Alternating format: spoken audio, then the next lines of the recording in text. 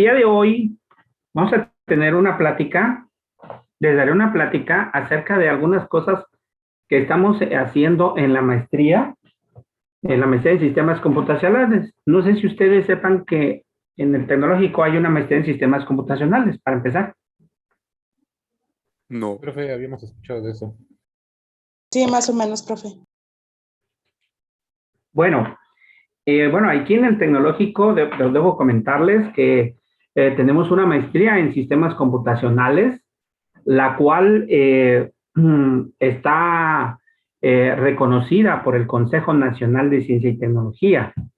El Consejo Nacional de Ciencia y Tecnología es el máximo órgano rector, concretamente, que pues vamos a decir que dicta las reglas sobre ciencia y tecnología en nuestro país.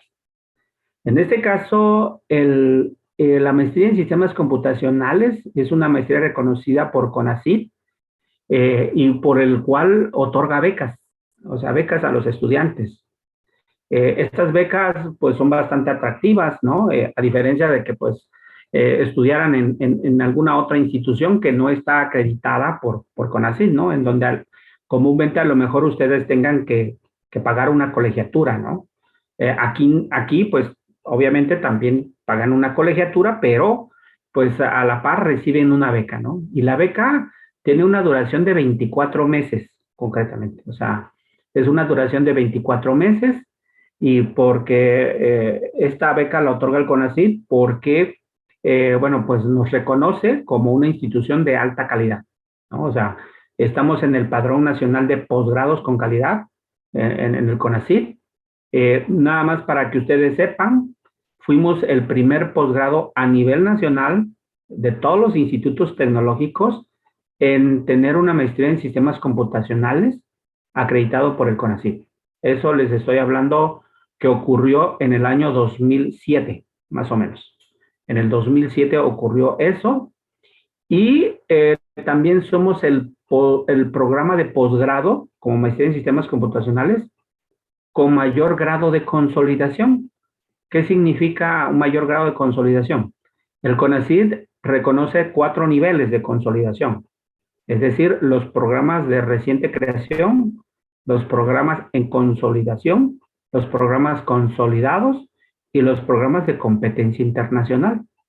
Nosotros, como maestría en sistemas computacionales, somos la única maestría a nivel nacional que tiene un programa consolidado, concretamente. O sea, estamos reconocidos como consolidados. Nos falta uno, que es el último, vamos a decir, la máxima distinción para que seamos como de competencia internacional. Es decir, que nuestros estudiantes están estudiando como si estuvieran en una institución extranjera, concretamente. O sea, ese es el máximo reconocimiento que hay, ¿no? De competencia internacional. Yo creo que en un futuro cercano estaremos logrando esa distinción. O sea, yo no tengo duda en ello.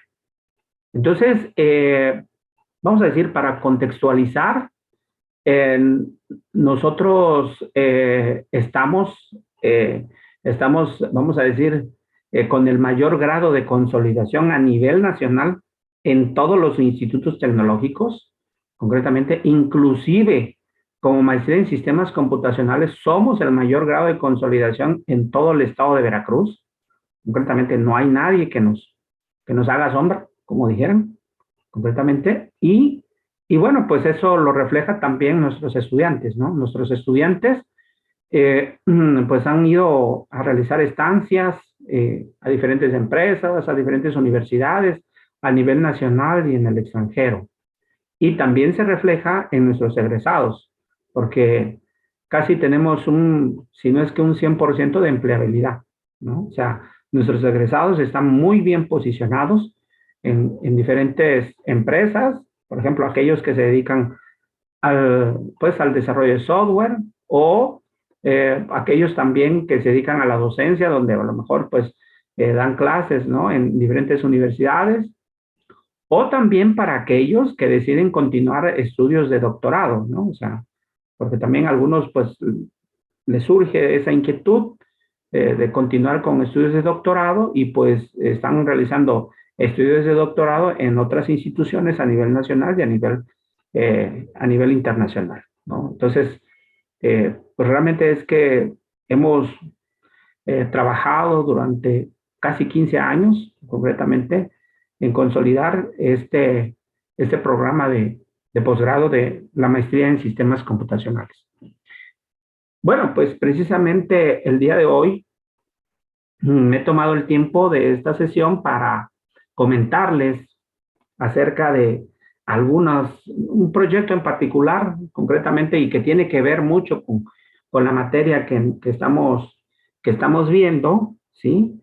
Para que ustedes observen qué es lo que se está haciendo, uno de los aspectos importantes que se está haciendo en nuestra maestría, ¿no? No es el único, hay muchas otras cosas, ¿no? O sea, yo les puedo hablar de varios trabajos que se están desarrollando en la maestría que están bajo mi supervisión, concretamente, pero el día de hoy he seleccionado que creo que les puede interesar, concretamente, y también de cara a que, bueno, pues si ustedes están interesados en algún momento en estudiar la maestría, pues en su momento, pues también les podemos proporcionar información o también pueden acercarse con nosotros a realizar residencias profesionales, porque muchas de las residencias profesionales que nosotros postulamos en el banco de residencias, pues están asociados a proyectos que nosotros estamos realizando en la División de Estudios de Posgrado de Investigación, ¿no? Entonces, el día de hoy voy a tomarme el tiempo para darles esta plática que tiene que ver con la parte de la inteligencia artificial y la ingeniería de software, ¿no? O sea, vamos a encontrar puntos de convergencia, cuáles son, en dónde se entrelazan, vamos a decir, estas dos áreas de la computación, ¿no? O sea, la parte de la ingeniería de software, ¿no? Sabemos que la ingeniería de software, pues tiene que ver mucho con la parte de metodologías de desarrollo de software, ¿no? La parte de administración de proyectos, mientras que la inteligencia artificial, pues tiene que ver aspectos como aprendizaje automático, ¿no? El razonamiento automático, la parte de procesamiento del lenguaje natural, entre otras cosas. Entonces, muchas veces nos preguntamos, ¿cómo puedo combinar estas dos áreas de la computación, ¿no? Entonces, básicamente, la agenda que voy a tratar, y voy a tratar de ser breve, lo más breve posible. Bueno, vamos a ver primero qué entendemos por ingeniería de software, qué entendemos por inteligencia artificial. Vamos a entrar de lleno en cuáles son los puntos de convergencia. Vamos a ver algunos ejemplos de generación automática de aplicaciones. ¿Cómo es que nosotros entendemos la generación automática de aplicaciones? Los retos y finalmente las conclusiones, ¿no? Esos son los puntos que vamos a abordar en esta plática. Bien, entonces, si nos preguntamos qué es la ingeniería de software, bueno, Roger S. Pressman, que es el libro más conocido de un enfoque moderno de la ingeniería de software, que es el libro más consultado en la literatura, nos dice que la ingeniería de software es la disciplina que se ocupa de todos los aspectos del desarrollo de software, ¿no? O sea, todos los aspectos, es decir, del ciclo de vida de desarrollo de software. Entonces, si nosotros recordamos el ciclo de vida de desarrollo de software, estamos hablando de análisis, diseño, desarrollo, pruebas, mantenimiento, ¿no? Entonces, de todos esos aspectos nos habla la ingeniería de software.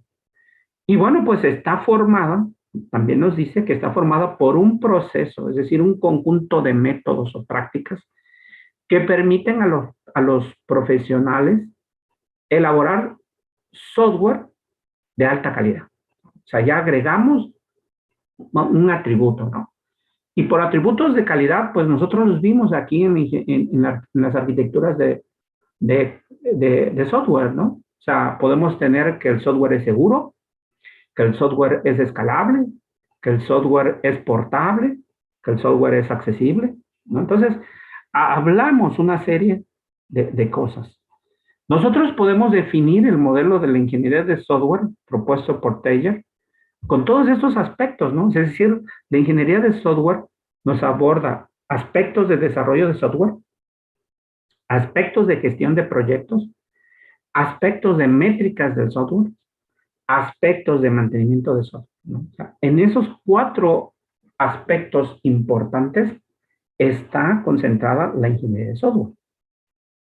Sin embargo, nosotros ponemos mayor énfasis en el aspecto del desarrollo de software, ¿no? Que es comúnmente el más relacionado con el área de ingeniería en sistemas computacionales, ¿no? O sea, desarrollar software, ¿no? O sea, ese es el que nosotros ponemos mayor énfasis y es el que en lo particular ha llamado mi atención.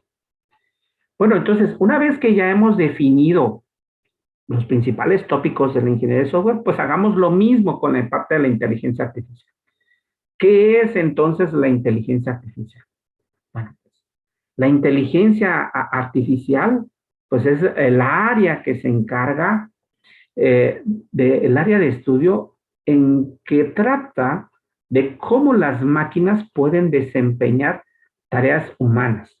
Y por tareas humanas tenemos que entender lo que es aprender, ¿no? Aprender cosas de manera autónoma, a razonar, es decir, a inferir a partir de cierto conocimiento para poder resolver problemas concretamente.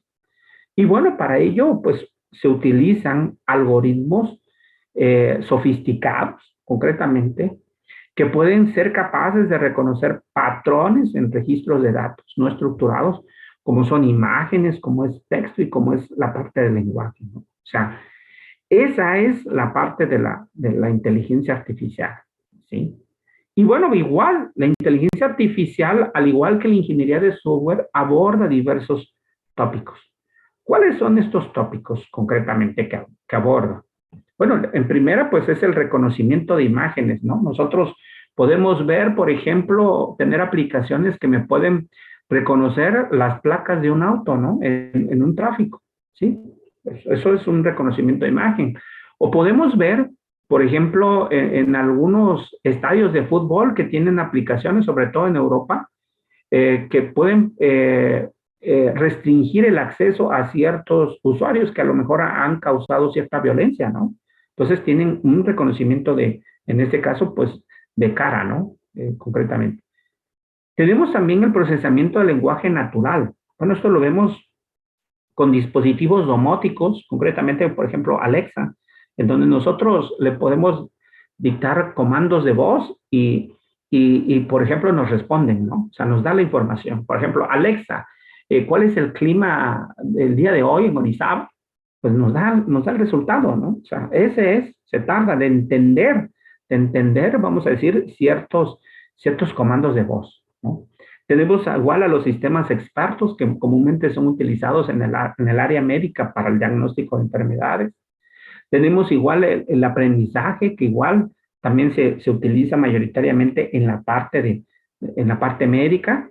Y bueno, y la búsqueda de soluciones, ¿no? Por ejemplo, cuando tenemos grandes cantidades de volúmenes de información y entonces la solución en ocasiones pues no es computacionalmente alcanzable en un tiempo razonado. Es decir, que por ejemplo, podemos tener un gran espacio de búsqueda y la solución a lo mejor pudiera tardar años. Entonces, en encontrarla. Entonces, hay algoritmos que me permiten recortar ese tiempo de cómputo para encontrar una solución lo más cercana a vamos a decir, a la solución óptima en un tiempo razonable de cómputo. Entonces, también hay estos enfoques. Tenemos también la parte de incertidumbre y lógica difusa, perdón, y también a la robótica, ¿no? Concretamente. Bueno, entonces, bueno, si nosotros en el área de ingeniería de software mencionamos que desde nuestro punto de vista lo más importante es el desarrollo de software, Entonces, aquí en los tópicos de la inteligencia artificial, para nosotros lo más importante son el reconocimiento de imágenes y el procesamiento del lenguaje natural, ¿no? Eso es lo más importante en este caso para nosotros. Ahora, entonces la pregunta es, ¿en dónde convergen? ¿En dónde convergen todas estas? Esto que acabamos de ver de la ingeniería de software y de la inteligencia artificial. Pongo aquí tres interfaces, fíjense. Vamos a estas tres interfaces. ¿Quién no ha consultado, por ejemplo, Netflix? ¿No? Aquí vemos estas tres interfaces vistas desde tres dispositivos diferentes. En la parte izquierda, ustedes pueden ver una interfaz web, concretamente. En la parte de medio pueden ver la interfaz de la aplicación móvil y en la parte derecha pueden observar la interfaz para aplicaciones de TV, concretamente. Si ustedes observan, presentan distribuciones de componentes diferentes, ¿sí? O sea, ustedes están observando una misma aplicación que presenta diferentes tipos de interfaces, ¿sí? Por eso se le llaman interfaz multiplataforma o una aplicación multiplataforma, porque se ejecuta en diferentes plataformas. Ahora bien, si nosotros nos ponemos a analizar estas interfaces, pues poseen componentes comunes. Por ejemplo, estas interfaces tienen un menú, ¿no? En el caso de la aplicación web, pues se encuentra en la parte superior. En el caso de la aplicación móvil, en la parte inferior. Y en el caso de la aplicación de TV, en la parte izquierda de su pantalla. También podemos tener lo que se conoce como un carrusel, ¿no? O sea, como una galería. Ahí la tenemos en diferentes posiciones. Aquí coinciden que todas están en la parte inferior de la interfaz, ¿sí? También tenemos lo que es un buscador, ¿no? Es un componente, ¿sí? O sea, aquí, en este caso, pues, la parte web está situado en la parte superior, en la parte móvil, en la parte inferior, y en el caso de la aplicación de TV, pues está ubicado en la parte izquierda, ¿no? Entonces, si ustedes observan, aquí hay componentes. Entonces, nosotros, bajo esta premisa de que una interfaz está conformada por componentes, nosotros podemos tener diferentes componentes asociados a la interfaz. Por ejemplo, nosotros, para desarrollar una aplicación, podemos tener lo siguiente, fíjense. Yo puedo tener tres formas de solicitar a una computadora que desarrolle una aplicación.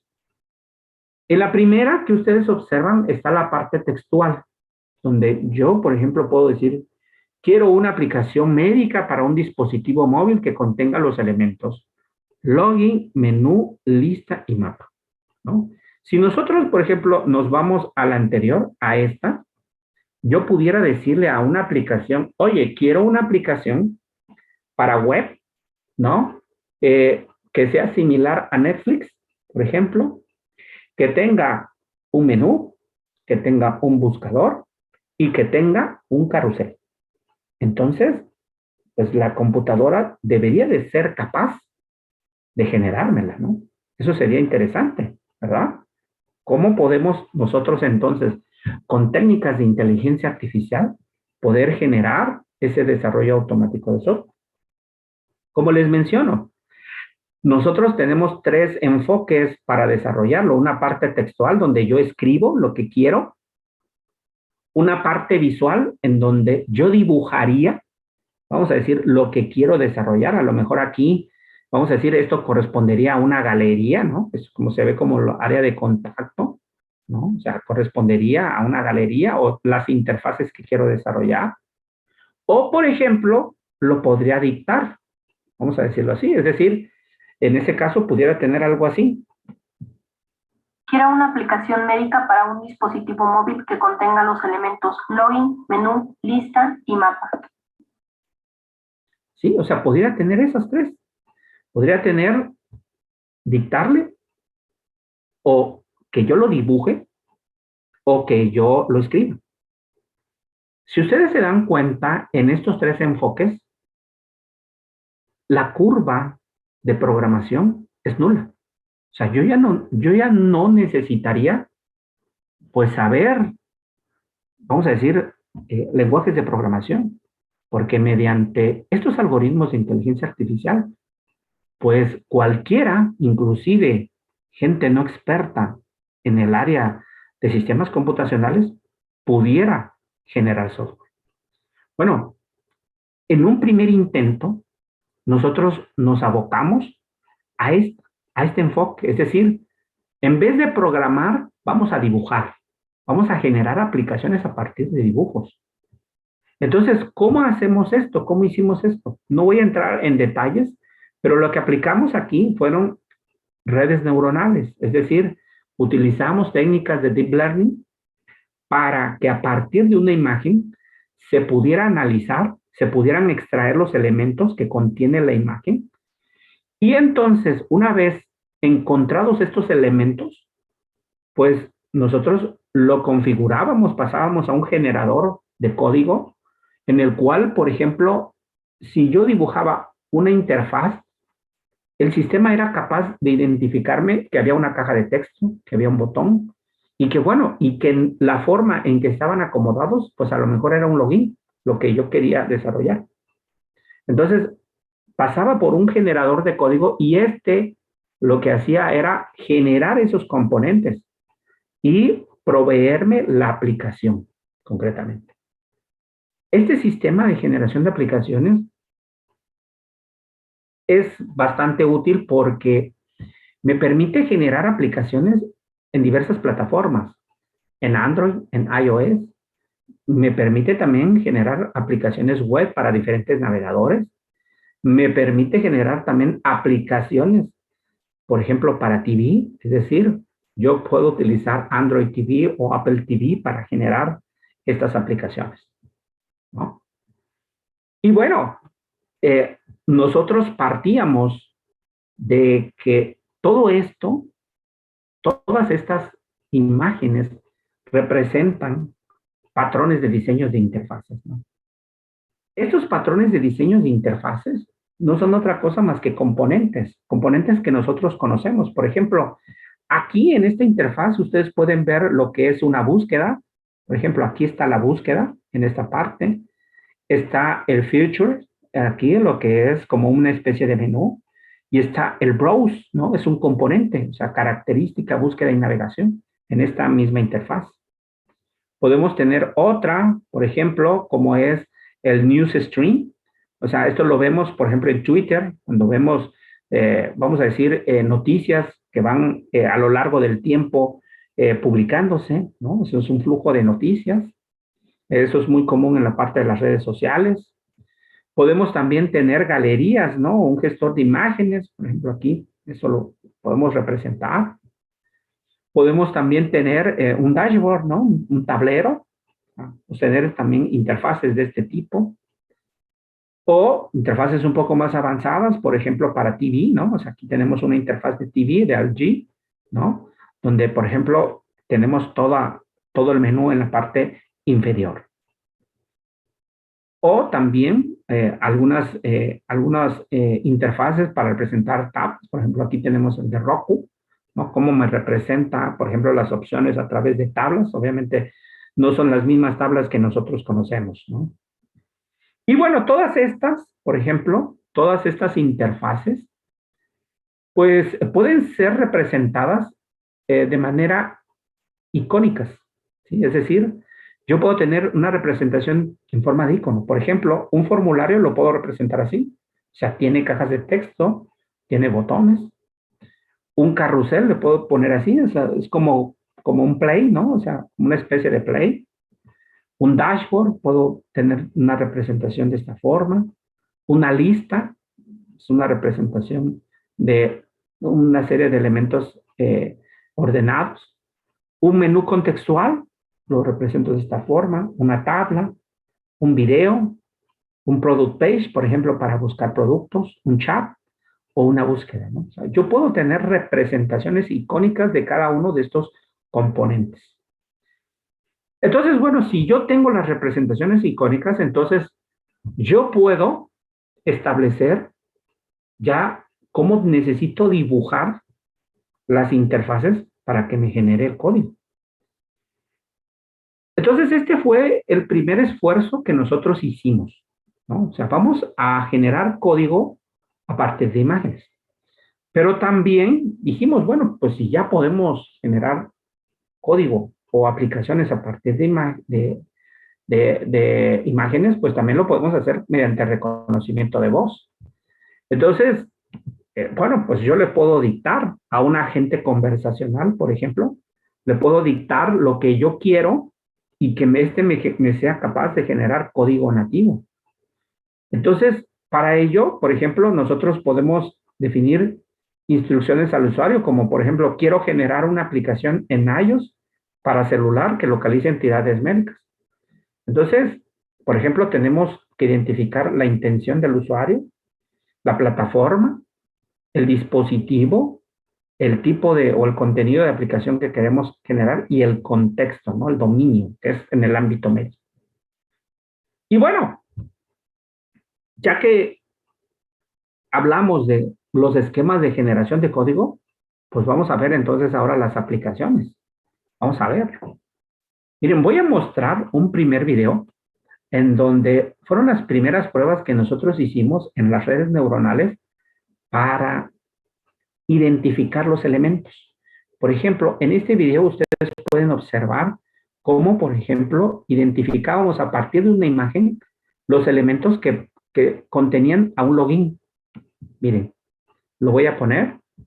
Aquí está el login. Bueno, no se alcanza a visualizar o no se alcanzó a visualizar por la rapidez del video, pero allí estaba, miren, ahí está. O sea, en esto yo podía dibujar y podía tener el login, identificar los elementos del login. Lo voy a volver a repetir el video para que ustedes observen cómo entraba esa imagen y me identificaba cada uno de los elementos. O sea, si él lo alcanzaba a identificar, es decir, allí lo voy a poner aquí en pausa. Este es un login. ¿Sí? Si quieren dibujarlo, o sea, es una caja de texto, ¿no? Donde pongo el username, el password y el botón, ¿no? Y pues me los identificaba correctamente, o sea, es decir, un input text. Aquí están los elementos. Esas fueron las primeras pruebas que nosotros hicimos. Ya que una vez identificamos estos elementos, pues dijimos, bueno, pues hay que hacer un generador de códigos y ya podemos hacer elementos, ¿no? O sea, vamos a hacer el generador de código para el login, ¿no? Entonces, ahora viene este generador de código, ¿no? Esta primera versión de generador de código, donde vamos a ver cómo generaba el login. Vamos a visualizar. Es decir, nosotros subíamos una imagen, ¿no? Esta es la imagen del login, ¿no? Así. Vamos, identificábamos, decimos en qué versión lo quiero para Android, para iOS. Configurábamos la aplicación y lo que hacíamos era decirle, bueno, genérame la aplicación concretamente. Y bueno, pues vamos a ver ahorita en este video que efectivamente lo genera. Es decir, a partir de una imagen, ¿no?, que yo dibuje, entonces ya no voy a tener necesidad de aprenderme, vamos a decir, las últimas tecnologías de programación. Aquí pueden observar que lo generó para una aplicación web. Ahorita lo van a ver, donde lo podemos visualizar, por ejemplo, en Firefox, cómo se ve. Ahí está, ese es el elemento, el login. Y también lo utilizó para Android, por ejemplo. Ahí está, la aplicación cargada en Android. ¿Sí? O sea, lo puedo generar para diferentes plataformas, para web y para móvil, en este caso. ¿Sí? Bueno, entonces, ya dijimos, bueno, ya que podemos generar componentes, pues vamos a generar aplicaciones. O sea, vamos de lo particular a lo general, ¿no? O sea, ya empezamos con componentes, ya yo genero formularios, genero login, genero dashboard. Entonces ya podemos generar entonces aplicaciones más complejas. Entonces voy a mostrar ahora cómo podemos generar una aplicación más compleja. Entonces pongamos atención en este video donde yo, por ejemplo, le dibujo, fíjense, aquí lo voy a pausar para que se pueda ver. Aquí está. Fíjense, aquí le estoy diciendo que quiero como que una aplicación que tenga un login, que es una L que está allí, que tenga un carrito de compras, ahí sí, no sé si se alcance a ver, un product page que está ahí y una galería. Ahí le estoy diciendo, fíjense. O sea, quiero una aplicación que tenga todos esos elementos, ¿no? O sea, un login, un product page, un carrito de compras y una galería. Así. O sea, nada más voy a hacer esos dibujos y entonces me va a generar esa aplicación. ¿Sí? Entonces, vamos a ver cómo la genera. Entonces, defino la imagen. Aquí la está cargando para poder identificar los elementos. Ahí está identificando los elementos. Entonces, ya que identifica, tengo que validar que efectivamente son esos elementos. Le digo que quiero en el ámbito de entretenimiento, que va a ser una aplicación de comercio electrónico, que es lo que estoy, por ejemplo, ahí la estoy visualizando para Android. Y le voy a poner ahí algunos datos de configuración, ¿no? Por ejemplo, qué es lo que quiero ponerle, por ejemplo, como autor, ¿no? Bien, una vez que se estableció esto, confirmo los datos y procedo pues a generar la aplicación, ¿no? La descargo, me la empaqueta en un archivo zip para estar lista. Aquí en este caso pues la vamos a abrir, ahí está el módulo que se generó, que está para Android y todos los elementos. Es un proyecto, por ejemplo, en este caso es un proyecto para Android Studio, ¿sí? Y podemos ver todo el código fuente, ¿sí? O sea, todo el código fuente que se generó. Creo que más adelante lo vamos a cargar. Hay una parte en donde dice carga, creo. O no sé si este video lo tenga. Ajá, sí, carga del proyecto en Android Studio. Directamente para que ustedes lo puedan observar y vean que, pues efectivamente, estamos hablando de la aplicación que nosotros hicimos, ¿no? Habríamos hablado de un login, de un carrito de compras, creo que un carrito de compras y una interfaz, una galería. Entonces, fíjense, ahí está el login, concretamente, funcional. O sea, le ponemos ahí algo, concretamente, no está validado, ahí ya tiene ciertas validaciones, ¿no? O sea, concretamente, para proceder, vemos, y por ejemplo, ahí tiene el product page, ese es el product page, concretamente, para comercio electrónico, donde veo, ¿sí? Es un esqueleto donde veo, ahí está el carrito de compras, ahí está, ese es el carrito de compras que está implementándose. Y la galería, ahorita la vamos a ver, bueno, a ver si vemos más adelante la galería, bueno, ahí son datos de la aplicación que tiene. Y bueno, creo que la galería era cuando pasaban los productos, completamente. Bien, entonces, bueno, ya que nosotros dijimos, bueno, pues ya tengo la capacidad de crear aplicaciones móviles, pues también podemos hacer aplicaciones pues para TV también, ¿no? Entonces, pues aquí en este video también van a ver una aplicación de cómo se genera para TV, ¿sí? Aquí, por ejemplo, voy a ponerle pausa. Aquí, miren, aquí en esta estamos haciendo aquí hay una búsqueda, esta es una búsqueda, esta es una galería y no alcanzo a ver lo que hay abajo, pero es una galería concretamente. Entonces vamos a hacer una aplicación que contenga eso. Bien, voy a poner el video, yo creo que sí nos alcanza antes de que se nos acabe el tiempo. Igual, identifica los elementos que hay concretamente en esta interfaz. Aquí lo voy a hacer que es para Android TV, concretamente. Y bueno, pues voy a poner algunos datos de configuración para que ustedes observen cómo, por ejemplo, funcionaría esta aplicación. Una vez que ya configuré, pues confirmo todos estos datos y viene la descarga de la aplicación. Una vez que viene la descarga, pues lo vamos a ver para TV.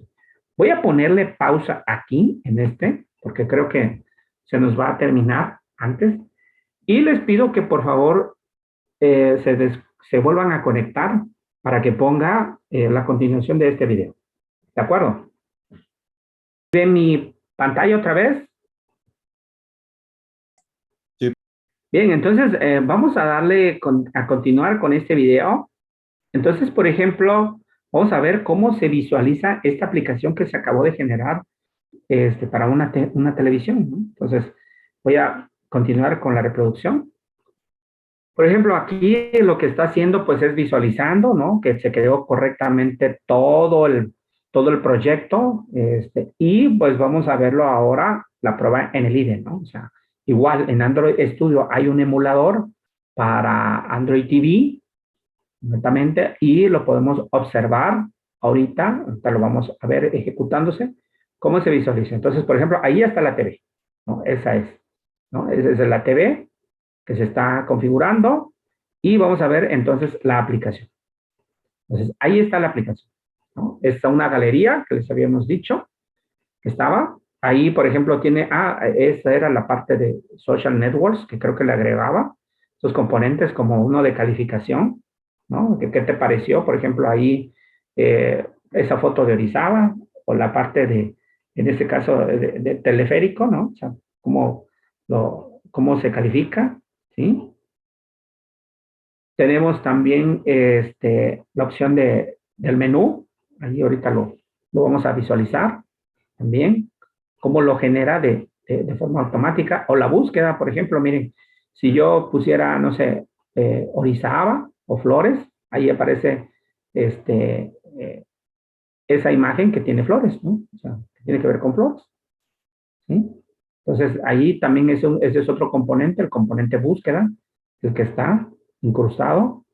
Y también vemos también la parte del menú. Ahorita lo vemos ahí, que también lo tiene, ¿no? Ahí está, ¿no? O sea, cómo lo genera para esa aplicación de TV, ¿sí?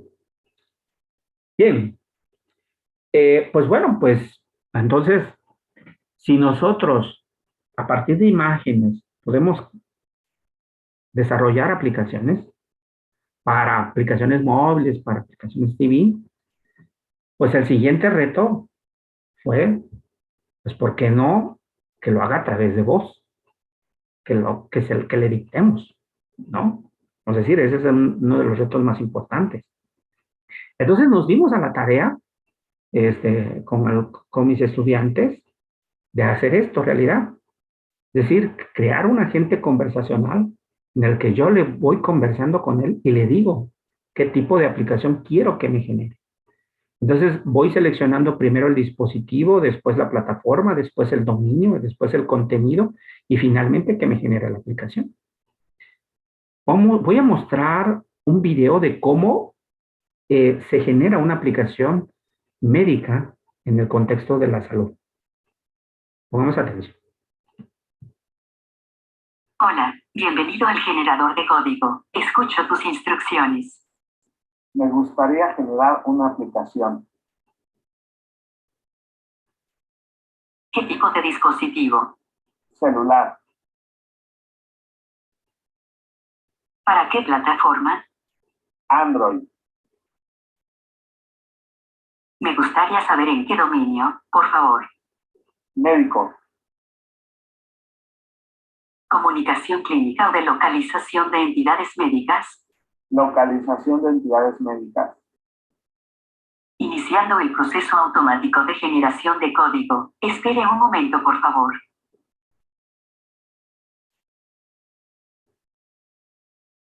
El proceso automático de generación de código ha finalizado satisfactoriamente. El software se descargará en automático. Gracias. Bien, aquí podemos observar que ya se descarga de forma automática y vamos a inspeccionar qué es lo que hay dentro de ese zip que se generó de forma automática, ¿no?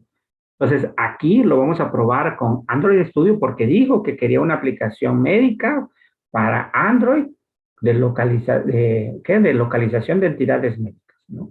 Entonces, aquí se muestra cómo se importa el proyecto generado, así, en Android Studio, y cómo efectivamente funcionalidad la aplicación que se generó, ¿no? Vamos a esperar un momento para que ustedes puedan, ¿cómo se llama? Para que ustedes puedan ver esta parte, ¿sí? Allí, por ejemplo, esta es la aplicación en donde me encuentra entidades médicas, ¿no? Ahí, en este caso, pues creo que está cerca del tecnológico por el GPS, cerca del tecnológico de Visaba, y cuáles son las entidades médicas más cercanas ahí al tecnológico de Visaba, ¿no? Sí, Bien, entonces, pues si también nosotros podemos generar aplicaciones mediante la voz, pues ya podemos, el siguiente reto pues es generar otro tipo de aplicaciones, no tan solo entidades médicas. Bueno, todo esto ha originado que pues nosotros tengamos que proteger la propiedad intelectual porque ustedes saben que este tipo de cosas, pues, vamos a decir, son en cierta forma innovadoras. Entonces, pues hemos registrado todo lo que han visto en derechos de autor, concretamente, ¿sí? Aquí les muestro algunos ejemplos, ¿no? Y bueno, pues, ¿cuáles son los retos, no? O sea, por ejemplo, nos hace falta, por ejemplo, identificar colores, ¿no? Es decir, que si yo estoy dibujando una aplicación, una interfaz, a lo mejor esa interfaz la voy a colorear ahora, ¿no? A ver, mira, lo voy a hacer esto en amarillo, esto en azul, y que me lo genere con esos colores, ¿no? O sea, a lo mejor quiero el buscador de color azul, la galería de color blanco o gris y el product page con color blanco. Eso es esos son los retos que tenemos que solventar. Lo segundo es la posición, ¿no? Es decir, en dónde quiero ubicarlos. Nosotros hemos hecho ahorita por defecto ciertas posiciones. Por ejemplo, porque sabemos que, por ejemplo, para la televisión, el buscador está en la parte izquierda, pero a lo mejor alguien decide ponerlo en la parte superior. O sea, en la parte superior, bueno, pues también entonces podamos ofrecerle esa opción. Es decir, que si lo dibuja allí, pues que me lo genere allí, en esa posición. También el tamaño, ¿no? La relación tamaño con respecto a todos los componentes. Eso es algo que también es un reto, ¿no? O sea, para nosotros, todavía no lo hemos logrado. Y bueno, pues tratar también de generar interfaces más complejas, ¿no? O sea, una interfaz donde también tenga reproductor de videos, donde tenga, por ejemplo, un login, un dashboard, etcétera, ¿no? O sea, un formulario, ¿sí? O sea, interfaces mucho más complejas que inclusive pueda tener no sé, unos 6 o unos 10 componentes, ¿no? Ahí en una sola interfaz. Y bueno, ya como conclusiones de esta plática que el día de hoy les vine a dar, bueno, pues es importante tomar en cuenta que el uso de las técnicas de inteligencia artificial en el ámbito de la ingeniería de software, pues permiten agilizar la generación automática de código fuente de las aplicaciones, ¿no? Aquí nosotros estamos proponiendo un enfoque ágil e intuitivo para desarrollar software, de tal manera que el usuario ni siquiera necesite programar o no tenga conocimientos de programación, pues para desarrollar, ¿sí? Y bueno, aquí hemos presentado dos técnicas o dos enfoques en los cuales pues nosotros consideramos que son, bueno, no nosotros, sino nos los han dicho y lo respaldan las publicaciones que hemos realizado y la financiación de proyectos que hemos obtenido, en que el uso de comandos de voz para generar software y también el diseño de interfaces a mano alzada nos permiten generar o son factibles de generar código, ¿no? Concretamente. Bien, con esto concluyo esta plática y estoy abierto a cualquier pregunta que tengan, concretamente.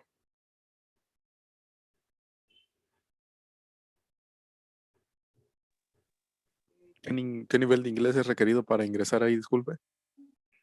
Creo que les piden por ahí, creo que 400 puntos de inglés, ¿no? O sea, creo que tan solo por escribir su nombre en el TOEFL ya tienen 350, ¿no? ¿Mm? O sea, no es un nivel alto el que se requiere. El que sí se requiere es para salir. O sea, les piden creo que 450 para salir. Que tampoco vamos a ser estrictos. Tampoco es un nivel alto. Gracias. Las redes neuronales, bueno, ahí su equipo fue el que lo creó o usan librerías externas. No, usamos bibliotecas externas, ¿no? En este caso utilizamos TensorFlow y concretamente utilizamos el algoritmo de AlexNet para hacerlo, ¿sí? O sea, nosotros no se trata aquí de reinventar la rueda. O sea, vamos a utilizar las APIs y lo que sí tuvimos que hacer es diseñar las imágenes para que las redes pudieran entrenarse, ¿no? Porque, por ejemplo, yo puedo tener, vamos a decir, una imagen puede ser escrita, bueno, no lo tengo aquí, o sea, sí lo tengo, pero me costaría trabajo encontrarlos. Pero, por ejemplo, yo puedo dibujar una imagen en un papel de tortilla, ¿no? Y que ahí, ¿de qué color es el papel de tortilla? Es como café, ¿no? O puedo dibujar la interfaz en un cuaderno cuadriculado o en un cuaderno de rayas o en una hoja en color verde. Entonces, el generador tiene que ser capaz de identificar esos objetos, esos elementos en diferentes tipos de fondo.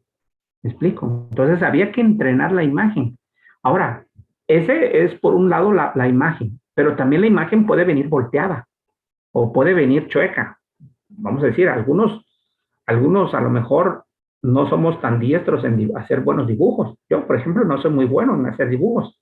Entonces lo hago así como, no, hago así como dijeran, no sé, todo feo, ¿no? A lo mejor o alguien que sea diestro en hacer dibujos, lo dibuje correctamente, ¿no? O sea, muy bien, pero estoy casi seguro, en la mayoría no somos tan diestros en hacer dibujos. Entonces hay que entrenar a la red neuronal para que sea capaz de identificar los elementos en cualquier condición que se le presente. Profesor, otra pregunta. Bueno, cuando mostraba que ya el generador desarrollaba digamos, la aplicación, ¿solamente genera como tal las interfaces o genera igual las colecciones entre ellas? Porque en una aplicación, bueno, la que mostró por ejemplo, del teléfono, que mostraba el carrito, las imágenes y los detalles de compra, ¿genera todo lo que es la conexión o solo genera las interfaces? No, en un principio generábamos solamente interfaces, pero después añadimos navegación, concretamente. Es decir, había que tener una lógica en cómo interactuaban las interfaces, porque, por ejemplo, si al generador se le presentaba un login, un product page o algo, nosotros teníamos que acomodar, vamos a decir, teníamos un orden de priorización en que el login está por encima o va en primer lugar que un product page, por ejemplo, o que una búsqueda. Entonces, sí, nosotros tuvimos que establecer cierta lógica para decir en qué posición van y cuál es el mecanismo de navegación que entre ellos pueden interactuar. ¿Sí? O sea, no nada más es la interfaz, también es la parte del código. Lo que sí no tenemos es, por ejemplo, agregar funcionalidades más complejas, ¿no? O sea, es decir, implementar cierta lógica. Eso todavía nos falta, pero eso es un reto también. Y eso igual lo hace independiente, o sea, obviamente pues no genera una base de datos como tal, ¿verdad? No genera una base de datos. No. Ok, profe, gracias.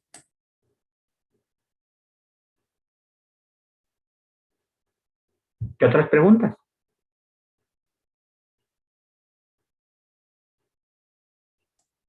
Bueno, también tengo otra, profe. Las redes neuronales, ¿en qué lenguaje las implementaron?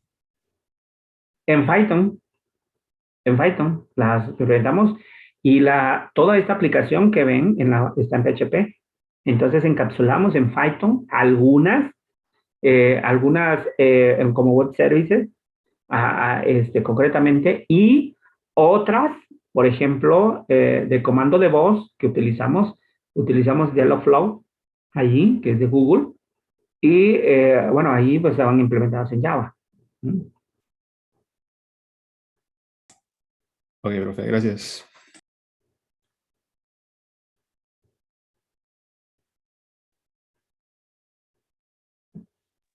Bueno, como ustedes pueden aquí observar en esto, nosotros lo que intentamos hacer es que los estudiantes realmente no, vamos a decir que los futuros ingenieros en sistemas no haya necesidad de aprender lenguajes de programación. O sea, más bien enfocarnos en ofrecer soluciones para aquellas personas que no son tan expertas como nosotros lo somos en en el desarrollo de aplicaciones, ¿no?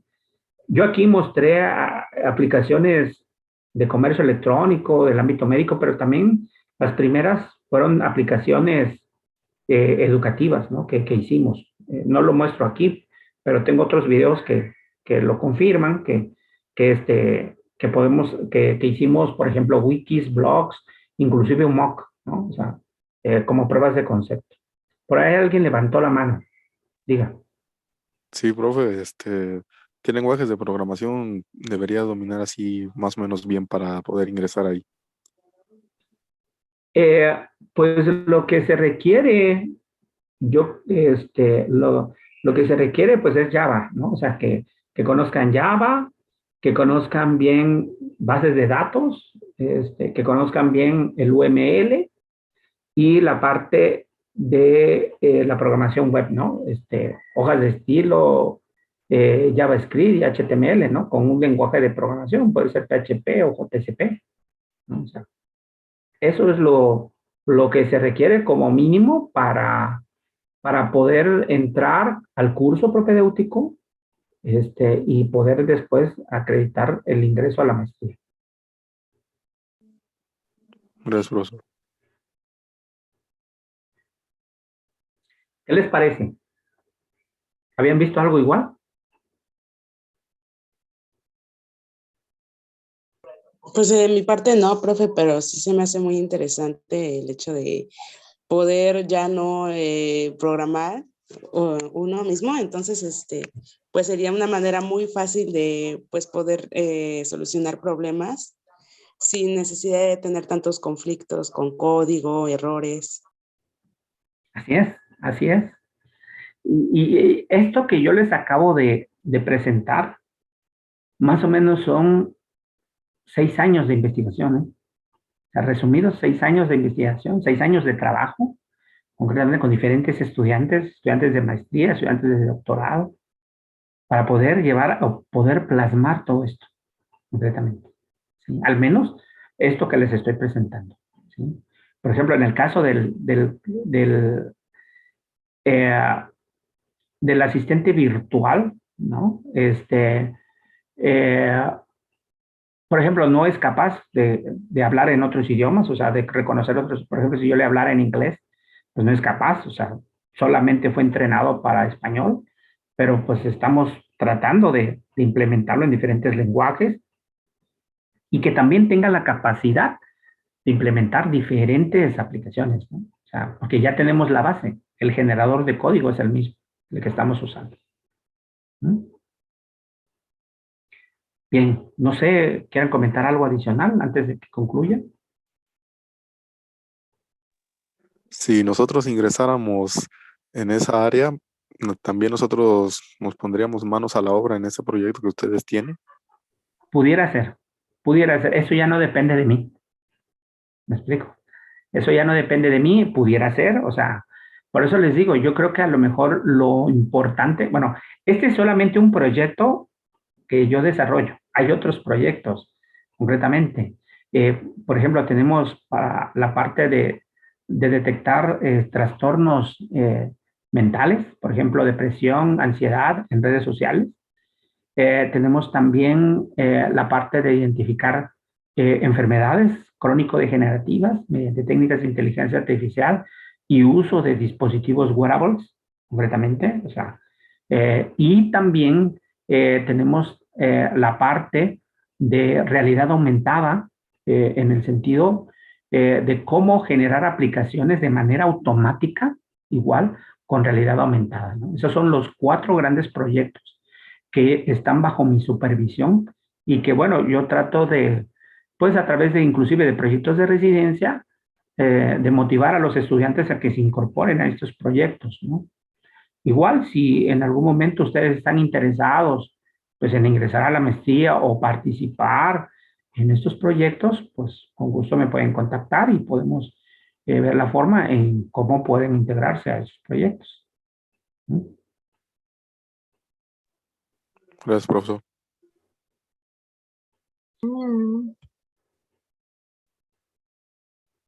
Bien, pues miren, el día de mañana no va a haber clases porque tengo yo una reunión, pero el viernes voy a dar unas últimas indicaciones, concretamente voy a dar unas últimas indicaciones para ver cómo nos vamos a organizar para la parte de la revisión de la evaluación de la unidad número 3 y también voy a decir cuándo, en qué fecha voy a dar las calificaciones finales de esta asignatura. Así también las posibles fechas en que van a realizarse los exámenes de regularización. ¿De acuerdo? Entonces, nos vemos este viernes a las 12 del día. Gracias, profesor.